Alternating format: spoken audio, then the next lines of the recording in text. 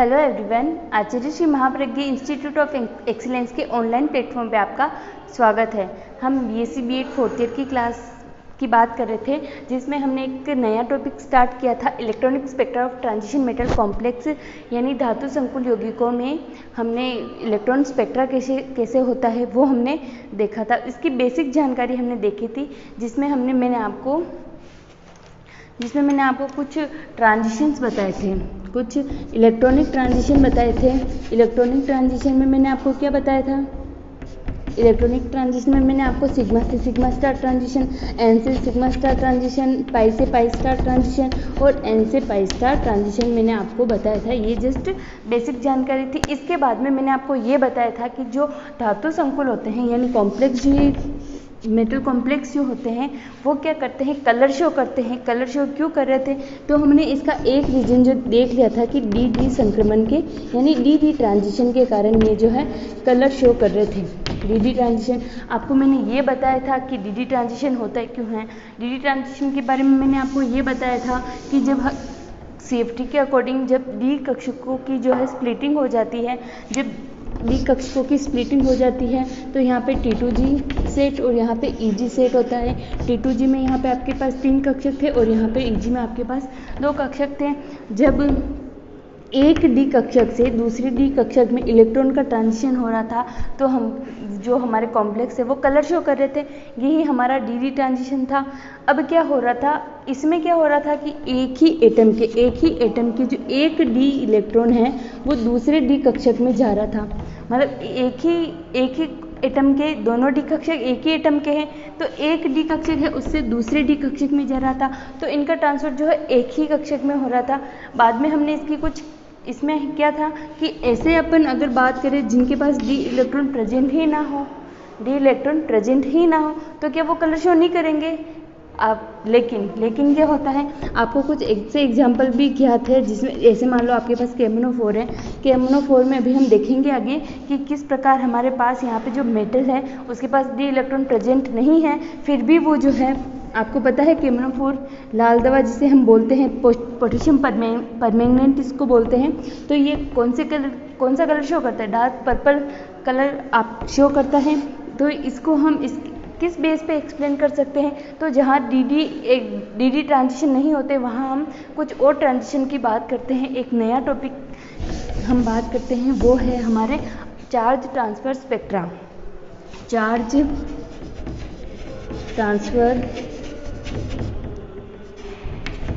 Transfer spectra, जिसको हम हिंदी में कह देते हैं चार्ज यानी आवेश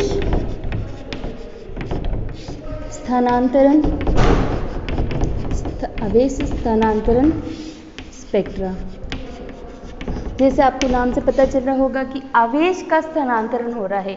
ऐसे ट्रांजिशन, या फिर यहाँ पे स्पेक्ट्रा नहीं, आवेश स्थानांतरण ट्रांजिशन होंगे। जो आवेश स्थानांतरण ट्रांजिशन होंगे, यहाँ पे हम ट्रांजिशन की बात कर रहे हैं, जिसमें एक इलेक्ट्रॉन जो है दूसरे स्टेज में जाता है, एक लेवल से दूसरे लेवल में जाता है। यहाँ पे आवेश स्थानांतरण संक्रमण। अब इसमें क्या होता है, आप ये देखिए, आवेश का स्थानांतरण हो रहा होगा। डी में क्या पढ़ा हमने? डी इलेक्ट्रॉन का ट्रांसफर हो रहा था एक ऊर्जा स्तर से दूसरे में। अब इसमें क्या होगा कि कोई, जैसे आपके पास ये कॉम्प्लेक्स कंपाउंड है, जिसमें आपके पास ये कोई धातु है और आपके पास ये लिगेंड है। तो ये लिगेंड क्या करेगा? इस धातु को अपने इलेक्ट्रॉन डोनेट कर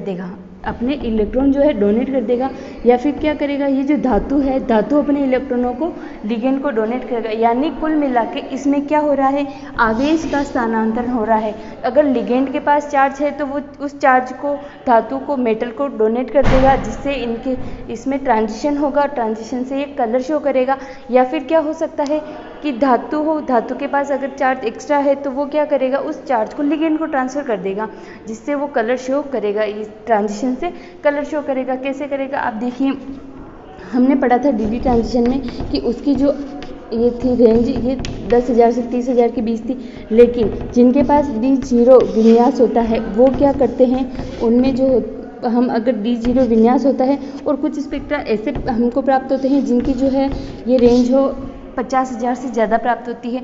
यानी ये जो है इनकी एनर्जी, इसका जो अवशोषण है निम्न हो रहा है, तो ये कम तीव्रता वाला रंग शो करते हैं। जबकि इसका जो है आवेश स्थानांतरण संक्रमण ट्रांजिशन के कारण क्या होता है कि 50,000 से अधिक अपने को लेवल की एनर्जी अपने को प्राप्त होती है, जिससे कि स्पेक्ट्रा ज़्यादा गहरे रंग का अपने को प्राप्त होता है। ज़्यादा ये जो कंपाउंड होते हैं जो आवेश चार्ज ट्रांसफर शो करते हैं वो जो है गहरे रंग के होते हैं। अब आपको आता है कि आवेश ये जो चार्ज ट्रांसफर स्पेक्ट्रा है, चार्ज ट्रांसफर स्पेक्ट्रा है, संक्रमण है, वो है ना 2 प्रकार के होते हैं। एक होता है लिगेंड टू मेटल, यानी ligand to metal charge transfer complex, charge transfer transition. देखो, ligand L, M metal M, charge C, transfer T। LNCT प्रकार के वे आवेश स्थानांतरण स्पेक्ट्रा जो LNCT प्रकार के होते हैं, उनमें क्या होता है, इसमें क्या कर आपको नाम से पता चल रहा होगा कि लिगेंड से मेटल की तरफ ऐसे जो लिगेंड जो अपने चार्ज को मेटल को ट्रांसफ़र कर रहे हैं, वो कौन से प्रकार के स्पेक्ट्रा ट्रांसफ़र स्पेक्ट्रा बनाएंगे, वो बनाएंगे लिगेंड टू मेटल, यानी LNCT प्रकार के स्पेक्ट्रा शो करेंगे। अब LNCT में अपन अगर एग्जांपल देखें, जैसे अपने पास CDS हो गया, कैडमियम सल्फाइड हो गया। आप देखिए इस सल्फाइड का, आप ये देखिए S2- होता है, तो इसके ऊपर जो चार्ज होता है ये जो है कैडमियम के ऊपर शिफ्ट हो जाता है, पूरा चार्ज शिफ्ट हो जाता है, जिससे ये कलर शो करता है। अब आपको मैं एक एग्जांपल बताऊं, KMnO4 की जब हम बात कर रहे थे कि हम अगर मैग्नेट पोटेशियम परमैंगनेट में हम अगर ये परमैंगनेट आयन देखें MnO4-, ये अपने पास आपके पास कोई कॉम्प्लेक्स है। अब ये कलर शो करेगा कि नहीं करेगा कि क्योंकि इसके पास जो मैग्नीज की जो ऑक्सीडेशन स्टेट है, मैग्नीज की जो ऑक्सीकरण अवस्था है वो कितनी है, ऑक्सीकरण अवस्था हम इसकी अभी निकाल देते हैं कितनी है, जो ऑक्सीकरण यानी ऑक्सीडेशन स्टेट, ऑक्सीकरण अवस्था इसकी कितनी होगी। आप ये देखिए ऑक्सीकरण अवस्था कैसे निकालते हैं, आपकी Mn के आपको पता नहीं है, इसलिए Mn के लिए हमने x लिख दिया। और आपको पता है एक ऑक्सीजन के ऊपर 2- चार्ज होता है, तो 4 × -2, और आपको पता है, आपको दिख रहा है कि पूरे कॉम्प्लेक्स के ऊपर चार्ज कितना है, = -1। मैं आपको यहाँ लिख देती हूँ x प्लस 4 × -2 = -1, क्योंकि पूरे कॉम्प्लेक्स के ऊपर माइनस चार्ज लग रहा है। अगर आप यहाँ से x की वैल्यू निकाल लो, यानी मैग्नीज के ऊपर कितनी ऑक्सीडेशन स्टेट होगी, इसकी ऑक्सीकरण अवस्था क्या होगी मैग्नीज की, तो हम निकालेंगे इसको। तो यहाँ से अपन 4 × 2 8 हो गया, ये -8 हो गया, -1 अपने पास आ रहा है। x की जब हम वैल्यू निकालते हैं तो यहाँ हम ऐसे लिख देते हैं, तो यहाँ पे इसकी x की वैल्यू जो है 7 आ रही है, मतलब जो मैग्नीज जो है यहाँ पे 7 ऑक्सीडेशन स्टेट में है। 7 ऑक्सीडेशन स्टेट में है, तो हम इसके लिए इलेक्ट्रॉनिक विन्यास लिख के देखेंगे। आप देखिए मैग्नीज का जो है इलेक्ट्रॉनिक विन्यास हम लिखेंगे यहाँ पे। मैग्नीज का एटॉमिक नंबर होता है 25। हम जब इसका इलेक्ट्रॉनिक विन्यास लिखते हैं तो 1s2 2s2 2p6 3s2 3p6 4s2 और 3d5। ये आपका मैग्नीज का इलेक्ट्रॉनिक विन्यास हो गया।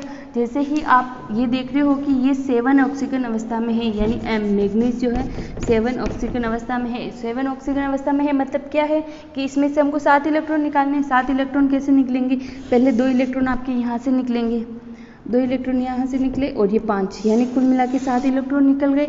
ये जैसे ही आपके 7 इलेक्ट्रॉन निकले, यहाँ पे 5 और 2 7 कम हो गए। 7 कम होते ही पहले यहाँ पे डी का विन्यास है, जो यहाँ पे डी इलेक्ट्रॉन है वो 0 हो गया, आपके पास 0 हो गया। अब आपके पास कहीं आपको यहाँ पे डी इलेक्ट्रॉन दिख रहे हैं, यानी डी इलेक्ट्रॉन नहीं है, यानी यहाँ पे आपके पास डी का विन्यास क्या हो गया, 0 विन्यास हो गया। आप देखिए जो ये D0 है, अब अकॉर्डिंग टू दिस जो DD ट्रांजिशन हो रहा था कि कलर शो नहीं करना चाहिए, लेकिन आपको पता है कि जब ये KMnO4 बनाता है तो ये जो है कलर शो करता है। तो इसी कारण KMnO4 है जो इसी चार्ज ट्रांसफर स्पेक्ट्रा के कारण कलर शो करता है, जिसमें क्या होता है, ये जो ऑक्सीजन होता है आपका, ये ऑक्सीजन आपका जो होता है ऑक्सीजन जो है, ऑक्सीजन जिसके पास 2- चार्ज है, ये अपने जो है इलेक्ट्रॉन जो है मैग्नीज को दे देता है, जिससे ये जो है कलर शो करते हैं। ये अपना हो गया LMCT, ligand to metal charge transfer spectrum, ठीक है, या फिर चार्ज ट्रांसफर ट्रांजिशन, ये हो गया। अब इसमें 2-3 चीज़ें और आती हैं कि कौन कौन कॉम्प्लेक्सेस होंगे जो इसको LMCT प्रकार के ट्रांजिशन होगा जिसमें और कलर ज़्यादा डार्क शो करेंगे। तो इसका हम एक एग्जांपल देखते हैं। जैसे आपके पास है ये टाइटेनियम है, वेनेडियम है, क्रोमियम है और मैग्नीज है। आपको ये पता है, अगर देखो, अगर हम इसकी इलेक्ट्रॉनिक विन्यास की बात करें, जैसे मैंने अभी इसकी इलेक्ट्रॉनिक विन्यास की बात करी थी, तो मैंने इसमें D0 करने के लिए मैंने इसमें से 7 इलेक्ट्रॉन निकाले थे। अभी 7 इलेक्ट्रॉन निकाले थे, मतलब इसकी +7 ऑक्सीडेशन स्टेट थी। इसका इलेक्ट्रॉनिक विन्यास जो है इसका 1 कम होगा। इसकी देखो, इसका 25 होता है एटॉमिक नंबर, इसका 24, इसका 23, इसका 22, ये हो गया। अगर इसके पास +7 निकालने पड़ेंगे तो इसका एक ही तो इलेक्ट्रॉनिक विन्यास कम है, एटॉमिक नंबर कम है, तो हमारे यहाँ पे +6 हो जाएगा, ये +5, ये +4, ये हमारे पास ये सभी में जो समान इलेक्ट्रॉन है, इन सभी में समान इलेक्ट्रॉन है। आप एक बार चेकआउट जरूर कीजिएगा इसको, कैसे समान इलेक्ट्रॉन है। आप इनमें से इलेक्ट्रॉनों को माइनस करके देखिएगा कि सब में समान इलेक्ट्रॉन आते हैं कि नहीं आते हैं, आ जाएगा, ठीक है। अब हम देखते हैं कि इनमें सब में जो इसका विन्यास है D0 विन्यास है, D0 विन्यास है, लेकिन फिर भी इनमें सबसे डार्क कलर कौन शो करेगा? सबसे डार्क कलर कौन शो करेगा? तो जिसकी ऑक्सीकरण अवस्था ज़्यादा होगी, जिनकी ऑक्सीकरण अवस्था ज़्यादा होगी वो डार्क कलर शो करेगा, जिनकी ऑक्सीकरण अवस्था ज़्यादा होगी वो डार्क कलर शो करेगा। आप देख के पता लगा सकते हैं कि जैसे अपने पास मैग्नीज की ऑक्सीडेशन स्टेट जो है +7 है, क्रोमियम की जो है +6 है, वेनेडियम की जो है +5 है और टाइटेनियम की +4 है। तो इनमें से सबसे ज़्यादा डार्क कलर का कौन होगा? वो हमारे पास होगा मैग्नीज, कि जिनकी ऑक्सीजन अवस्था ज़्यादा होगी वो ज़्यादा ligand to metal charge transfer करेंगे। जो क्योंकि देखो, आप देखो इसके ऊपर ज़्यादा ऑक्सीडेशन स्टेट है, मतलब ये क्या मतलब क्या प्रूफ कर रहा है कि इसके पास इलेक्ट्रॉनों की बहुत ही ज़्यादा कमी है, इलेक्ट्रॉनों की इसके पास बहुत ही ज़्यादा कमी है, तो इसको और चाहिए। तो जितने इसके पास आएंगे वो जल्दी से जल्दी इनको एक्सेप्ट करेगा, तो इसके पास जो है इसकी एनर्जी जो है ज़्यादा हो जाएगी, जिससे ये जो है ज़्यादा गहरा कलर या तीव्रता वाला बैंड देगा, जिससे इसका कलर आपको ज़्यादा तीव्रता वाला और ज़्यादा गहरा दिखाई देगा। ये चीज़ है। अब दूसरी चीज़ आती है, अब अपन एक और इसका लेते हैं कि अपन इसको इलेक्ट्रोनेगेटिविटी से भी कनेक्ट कर सकते हैं। एक आपके कंपाउंड होता है Cu, कंपाउंड है Cu। अगर हम Cl की बात करें, CuCl4, और इसके चार्ज की बात करें तो ये +2 चार्ज इसके ऊपर है, -2 इसके ऊपर चार्ज है। ये जैसे आपके पास कोई कंपाउंड है, ठीक है। अगर हम बात करें, यहाँ पे मैंने आपको के पास के लिया क्लोरीन लिया, अगर मैं एक और कंपाउंड यहाँ लिख दूँ जिसमें मैं आपके यहाँ पे ब्रोमीन ले लूँ, ये ब्रोमीन ले लिया और इसके ऊपर भी सेम चार्ज हो जाएगा, इसका -4, ये +2, ठीक है। अब और यहाँ पे आयोडीन ले लूँ, ये आपके पास कोई कॉम्प्लेक्स है, ये आपके पास कोई कॉम्प्लेक्स कंपाउंड है जिसमें जो है आपके पास 3 प्रकार के मैंने हेलोजन लिए हैं। एक मैंने आपके पास क्लोरीन लिया, एक मैंने ब्रोमीन लिया और एक मैंने आयोडीन लिया। अब आप देखिए कि विद्युत ऋणता सबसे ज़्यादा किसकी है?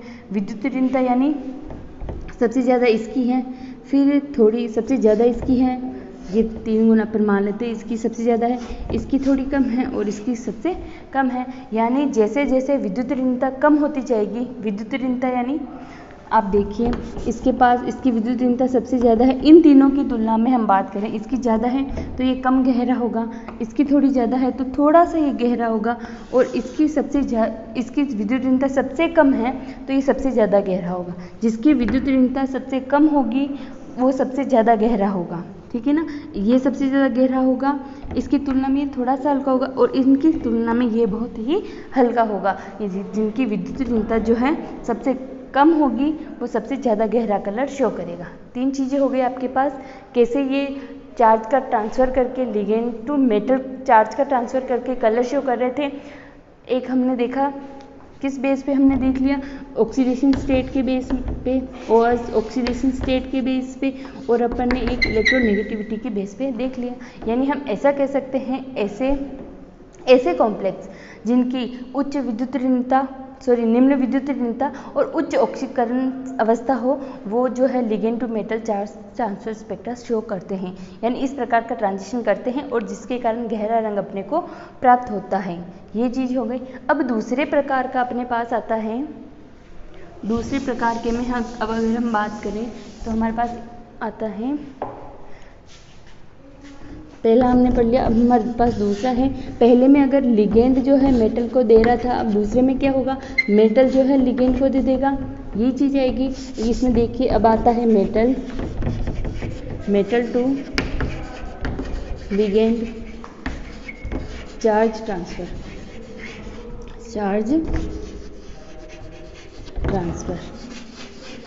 अब ये वो हमारे पास LMCT था और ये क्या हो जाएगा, MLCT। वो LMCT था, ये MLCT हो जाएगा।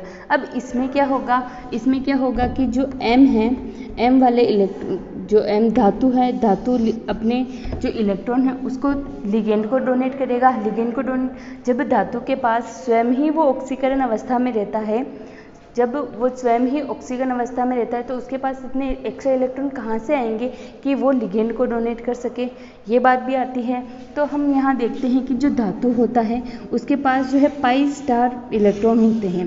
पाई स्टार जब उसके पाई बॉन्ड होता है, अगर उसके पास पाई बॉन्ड है तो उसके पास पाई स्टार इलेक्ट्रॉन में कुछ यहाँ पे पाई स्टार जो ऑर्बिटल यहाँ पे होते हैं, जो यहाँ पे इसमें के पास कुछ इलेक्ट्रॉन रहते हैं। अगर ये इलेक्ट्रॉन अपने यहाँ से ये अपने इलेक्ट्रॉन लिगेंड को डोनेट कर देता है, तो इस प्रकार हमारे पास जो MLCT कॉम्प्लेक्स बनता है, यानी मेटल टू लिगेंड चार्ज का ट्रांसफ़र होता है। ये हो गया, मेटल अपने पाई स्टार इलेक्ट्रॉनों को डोनेट करता है। इसमें आप इसमें कुछ जैसे इस मेटल से कौन से, जैसे उदासीन कोई परमाणु जुड़ा हुआ, NO CO जुड़ा हुआ है, ये जुड़े हुए हैं, तो मेटल अपने जो चार्ज है लिगेंड को आसानी से डोनेट कर सकता है। ये हो गया। अब अपन बात करें, ये तो हो गया ligand to metal and metal to ligand, charge का ट्रांसफर हो गया, स्पेक्ट्रा इसके कारण रंग शो कर रहे थे। लेकिन क्या होता है कि सभी जो कंपाउंड है या फिर कॉम्प्लेक्स है, वो जो है कलर शो नहीं करते हैं। अगर वो चार्ज ट्रांसफ़र कौन करेंगे, कौन नहीं करेंगे, कौन कलर देंगे, कौन नहीं देंगे। अब आप देखिए, जैसे अपने पास DD ट्रांजिशन हो रहा था, DD ट्रांजिशन मेन आपके सिलेबस में DD ट्रांजिशन के रिलेटेड ही है, तो मैं आपको इसी के रिलेटेड जो है डिटेल स्टडी करवाएंगे। अगर हम आपके पास DD ट्रांजिशन हो रहा था, एक D कक्षक से इलेक्ट्रॉन जो है दूसरे D कक्षक में जा रहे थे, एक D कक्षक से इलेक्ट्रॉन जो है दूसरे D कक्षक में जा रहे थे, यानी कौन से ट्रांजिशन होंगे जो DD संक्रमण को होने देंगे और कौन जो होंगे नहीं होने देंगे। मतलब ऐसी क्या स्थिति होगी कि उस स्थिति पर अपने पास DD ट्रांजिशन होगा और अगर वो नहीं हो तो वो नहीं होगा। तो DD ट्रांजिशन के लिए हमारे पास सिलेक्शन रूल होता है। DD ट्रांजिशन के लिए चयन का नियम होगा कि कौन से जो कॉम्प्लेक्स है DD ट्रांजिशन शो करेंगे और कौन से कॉम्प्लेक्स है जो DD ट्रांजिशन को शो नहीं करेंगे। जो DD ट्रांजिशन को शो कर देते हैं, यानी जिनके लिए DD ट्रांजिशन होता है, उसको हम बोल देते हैं अलाउ, कि DD ट्रांजिशन के लिए ये अलाउड है। और जिनके लिए DD ट्रांजिशन नहीं होता है, कि वो नहीं कर सकते, तो उनको बोल देते हैं DD ट्रांजिशन फॉरबिडन है। ये हो गया। अब हम देखते हैं कि DD ट्रांजिशन के लिए सिलेक्शन रूल क्या होता है। सिलेक्शन रूल क्या होता है कि कौन अलाउ करेगा और कौन फॉरबिडन करेगा। तो अपना नेक्स्ट हेडिंग है selection rule for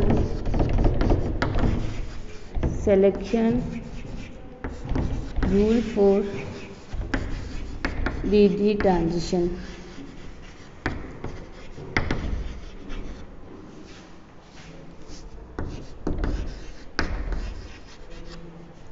selection rule for DD transition क्या होता है? देखो, दो प्रकार के सिलेक्शन रूल होते हैं। एक तो होता है लेपोर्ट का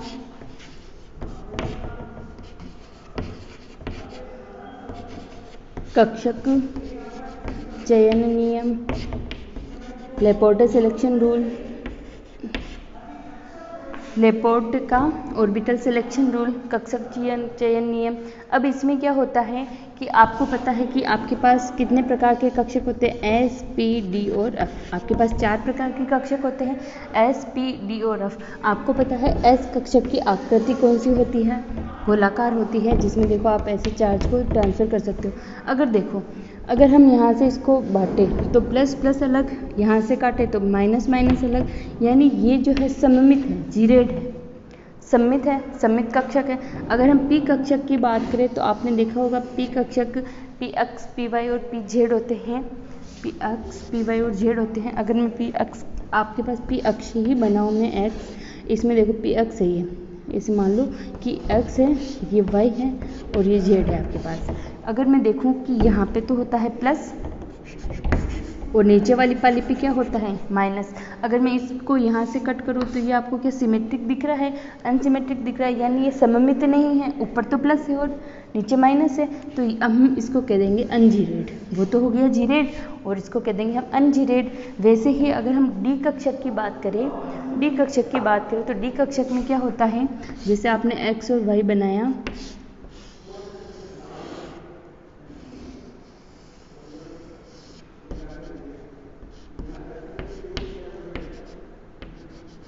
ये होता है, तो आपको ये दिख रहा है कि ये सममित है, अपने पास सममित है, तो अब हम इसको कह देंगे जीरेड। और जो एफ कक्षक होते हैं वो होते हैं अपने पास अनजीरेड, यानी वो एफ कक्षकों की आकृति बहुत ही जटिल होती है, जिससे हमको इसकी आकृति आइडेंटिफाई नहीं होती, लेकिन हम इसको एफ कक्षक को इसकी जब आगे स्टडी करते हैं तो इसको ये अनजीरेड प्राप्त होता है। अब आपके पास जो एस कक्षक है वो जीरेड हो गया, एस कक्षक जीरेड हो गया, एस पी जो है अनजीरेड हो गया, डी जो है जीरेड हो गया और जो एफ कक्षक है आपके पास वो हो गया अनजीरेड। अब ये लेपोर्टे का जो कक्षक चयन नियम है, अपन ने किसकी बात करी, ये अपन ने ऑर्बिटल्स की ही बात करी, कक्षकों की ही बात करी। तो ये क्या कह रहा है कि ये बोल रहा है कि वे ही डी ट्रांजिशन अलाउ होंगे जो जीरेड से अनजीरेड में जा रहे हो, जो जीरेड से अनजीरेड में जा रहे हो। मतलब कोई एस में अगर इलेक्ट्रॉन है वो पी में जा रहा हो, कोई पी में है तो वो डी में जा रहा हो, ऐसे ट्रांजिशन ही अलाउ होंगे। अगर हम डी से डी कोई ट्रांजिशन करा रहे हैं, देखो आपके पास ये हो गया, मैंने बोला कि एस से है जो पी में जा रहा है, मतलब ये एस और पी हो गया, ये जीरेड से अनजीरेड में जा रहा है तो ये अलाउ हो जाएगा। और मैंने बात करी कि डी से एस से पी से डी में जा रहा है, पी से डी में मतलब अनजीरेड से जीरेड में जा रहा है, या फिर डी से एफ की अपन बात करें तो जीरेड से अनजीरेड में जा रहा है, तो ये ही ट्रांजिशन अलाउ होते हैं जिसमें जो इनकी सम्मिति में असमानता होती है, तभी जीरेड से अनजीरेड में। लेकिन अपन ने जो डी ट्रांजिशन पढ़े उसमें क्या था, अपने पास एक डी से वो दूसरे डी में ही जा रहा था, यानी एक जीरेड से वो दूसरे जीरेड अवस्था में ही जा रहा था। तो वो जो लेपोर्टे का कक्षक चयन नियम के अकॉर्डिंग जो है, ये लेपोर्टे क्या होते हैं, फॉरबिडन होते हैं, डी ट्रांजिशन फॉरबिडन होते हैं, मतलब ये अलाउ नहीं होते हैं। ये जो रूल है वो डी ट्रांजिशन को अलाउ नहीं कर रहा है, यानी ये लेपोर्टे फॉरबिडन है, अलाउड नहीं है। मतलब अलाउड और फॉरबिडन की ये आती है कि जो लेपोर्टे को अलाउ करेगा कि जीरेड से अनजीरेड होगा तो वो तो हो जाएंगे अलाउड, और जिनको वो नहीं करेगा कि ये इस रूल को फॉलो नहीं कर रहा है कि ये जो है ट्रांजिशन नहीं हो सकता, उनको अपन बोल देंगे फॉरबिडन। तो आप यहाँ देखिए, क्या अगर हम बात करें डी ट्रांजिशन की जिसमें जीरेड से जीरेड हो रहा है, क्या वो लेपोर्टे कक्षक चयन नियम को फॉलो कर रहा है, नहीं कर रहा है। क्या ये अलाउ करेगा लेपोर्टे कक्षक चयन नियम, डी ट्रांजिशन को नहीं करेगा, तो ये जो हमारे डी ट्रांजिशन जो है लेपोर्टे फॉरबिडन हो जाएंगे, फॉरबिडन हो गए। तो डी ट्रांजिशन होता कैसे है, जबकि ये हो रहा है और कलर भी शो कर रहा है, तो इसमें ये होता है कि लेपोर्टे ने इसमें कुछ रूल्स में कुछ रिलैक्सेशन दिया, इस रूल में कुछ रिलैक्सेशन दिया। आपको ये बात समझ में आई कि वे ही जो है ट्रांजिशन अलाउ होंगे जो जीरेड से अनजीरेड होंगे, ठीक है। एस पी डी एफ आप सबको पता है, एस जो है जीरेड होगा, पी जो है अनजीरेड होगा, डी है जो जीरेड होगा, एफ जो है अनजीरेड होगा। वे ही अलग होंगे जिसके लिए जीरेड से अनजीरेड या फिर अनजीरेड से जीरेड भी प्रकार के ट्रांजिशन हो रहे हैं, जब हम जीरेड से जीरेड में जा रहे हैं तो वो ट्रांजिशन अलाउ नहीं होगा, लेपोर्टे फॉरबिडन होगा, वो ये जो है लेपोर्टे अलाउ होगा। अब आप देखिए अनजीरेड से अगर अनजीरेड जा रहे हैं तो ये भी लेपोर्टे फॉरबिडन होगा, यानी ये ट्रांजिशन नहीं होंगे, वर्जित होंगे, वर्जित है। ये बोलते हैं ना कि यहाँ धूम्रपान करना वर्जित है, यानी यहाँ धूम्रपान करना मना है, तो वही है कि यहाँ पे ये डीडी ट्रांजिशन वर्जित है। अब आप देखिए यहाँ पे अगर मैंने आपको बात करी कि जबकि डीडी ट्रांजिशन अपने पास हो रहे हैं तो क्यों हो रहे हैं, तो हमें एक रिलैक्सेशन दिया गया कि relaxation in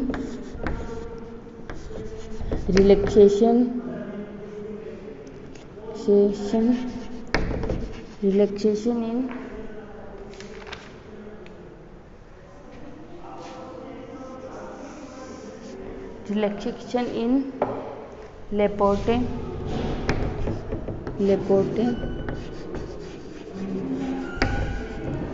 selection rule, Laporte selection. क्या हुआ कि जब हमने ये कंडीशन रखी कि जीरेड से अनजीरेड ही जाएंगे या फिर अनजीरेड से जीरेड ही जाएंगे, तो इसमें कुछ रिलैक्सेशन दिया गया क्योंकि हमारे डीडी ट्रांजिशन हो रहे हैं और कलर शो कर रहे हैं। तो ये इन्होंने लेपोर्टे ने रिलैक्सेशन क्या दिया इस रूल में, ये रिलैक्सेशन दिया कि जब भी हम यहाँ पे कॉम्प्लेक्स बनाते हैं, ऑक्टाहेड्रल कॉम्प्लेक्स बना रहे थे, जब हम कॉम्प्लेक्स बना रहे थे तो यहाँ पे डी ऑर्बिटल जब आ रहे थे तो क्या होता है कि ये जो अपनी जो सममिति है, इनकी जो सममिति कुछ विचलित हो जाती है अपनी अवस्था से, जिससे वो सममित नहीं बने रहते हैं और वो असम्मित हो जाते हैं। ये कैसे पता चला, तो ये जो है हमारी यूवी विजिबल स्पेक्ट्रोस्कोपी से हम इनकी जब कॉम्प्लेक्स की जब हमने यूवी स्पेक्ट्रोस्कोपी और यूवी विजिबल स्पेक्ट्रोस्कोपी करी तो ये शो हुआ कि जब ये जो लिगेंड जो है कॉम्प्लेक्स बनाने के लिए आते हैं तो ये जो इनकी जो सममिति होती है जो वो थोड़ी विचलित हो जाती है, जिससे क्या होते हैं ये जो है जो सममित नहीं हो गई ये असम्मित हो जाते हैं, कुछ कक्षक असम्मित हो जाते हैं, जिससे इनमें विचलितता की स्थिति उत्पन्न हो जाती है और ये ट्रांजिशन अलग हो जाते हैं। तो ऐसे संक्रमण जिनमें कुछ ना कुछ विचलन उत्पन्न हो रहा है उनको हम डीडी ट्रांजिशन अलाउ कर देते हैं। इसलिए इसमें डीडी ट्रांजिशन जब डीडी कक्षक जब बंद बनाने के लिए बढ़ते हैं तो इनमें कुछ इस प्रकार की स्थिति उत्पन्न होती है कि ये अपने विचलन उसमें उत्पन्न हो जाता है, ये विचलित हो जाते हैं, इनमें इनकी जो सममिति में जो है परिवर्तन हो जाता है, जिससे इसमें क्या होता है डीडी ट्रांजिशन अलग हो जाते हैं। ठीक है, ये हमारा था relaxation in Laporte selection rule. ठीक है, हमने जैसे लेपोर्टे सिलेक्शन रूल क्या होता है वो पढ़ लिया और इसमें रिलैक्सेशन क्या था वो भी पढ़ लिया। अब हम नेक्स्ट जो सिलेक्शन रूल है उसकी बात करते हैं, वो है स्पिन सिलेक्शन रूल। वो दूसरा जो रूल है अपने पास वो है spin selection rule. Spin selection rule,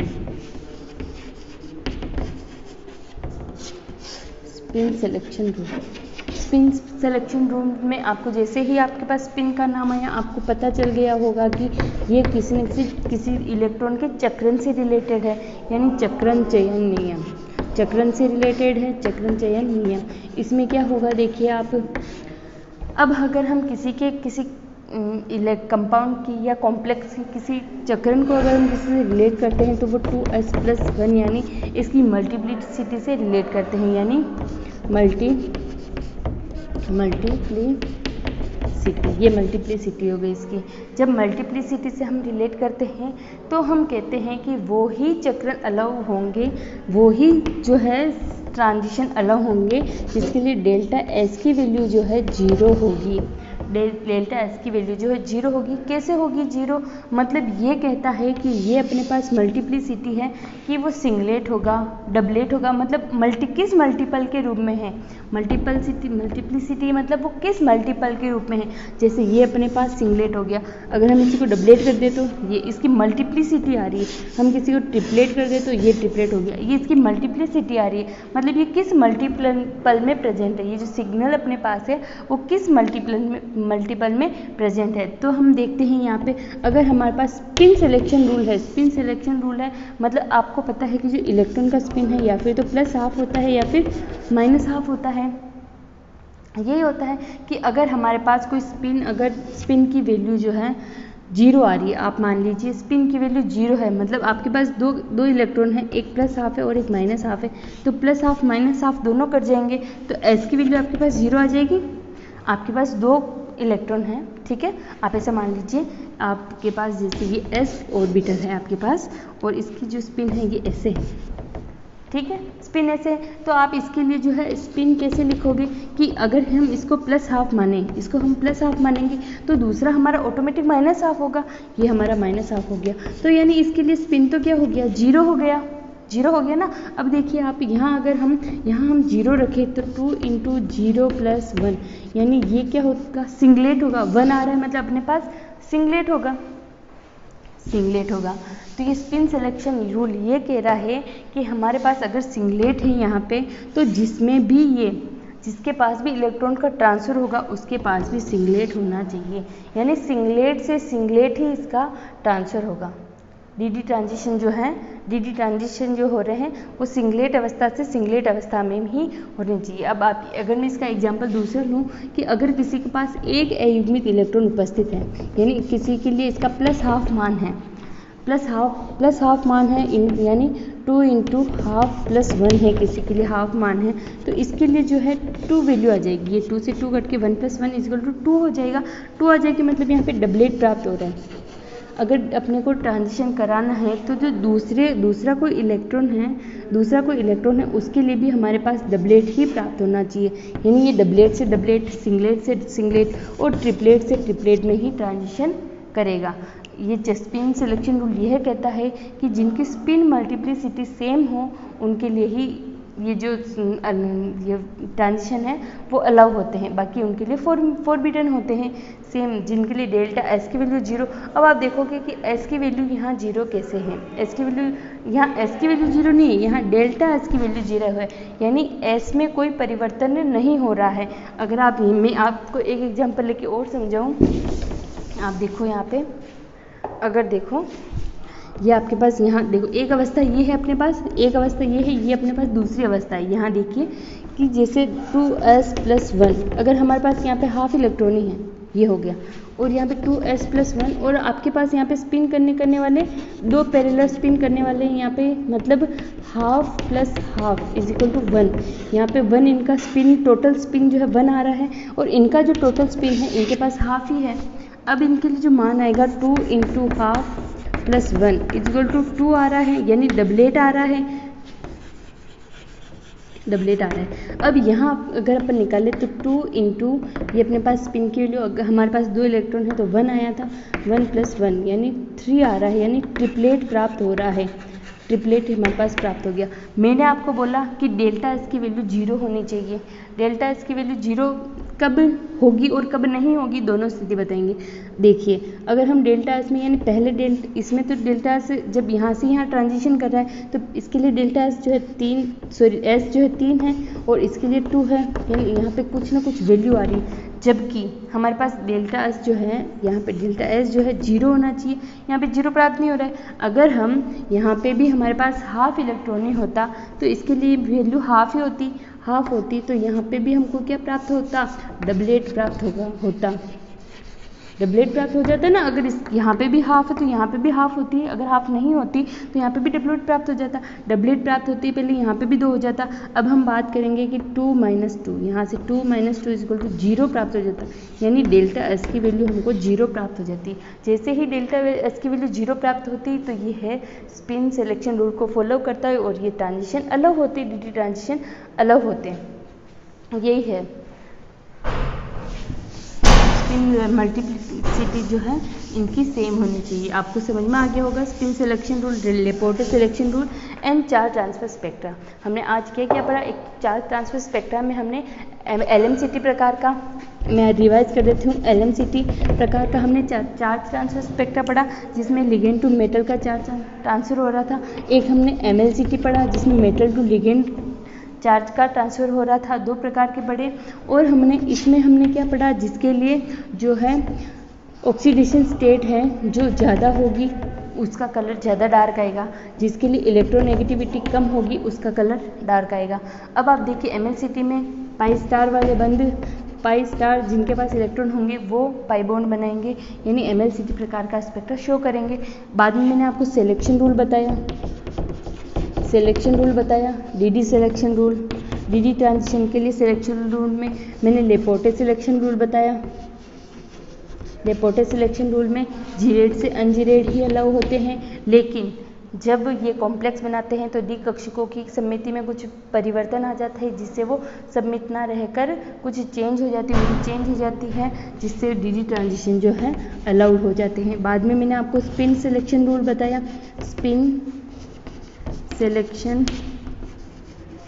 selection rule मैंने बताया कि जिसके लिए स्पिन मल्टीप्लिसिटी 2s+1 का मान दोनों के लिए अगर बराबर होगा, उसमें ही इसका चार्ज का ट्रांसफर इसका DD उनमें ही DD संक्रमण होंगे, बाकी वो संक्रमण नहीं होंगे, DD ट्रांजिशन अलाउ होंगे, बाकी वो फॉरबिडन हो जाएंगे। यही चीज़ होती है स्पिन सिलेक्शन रूल में।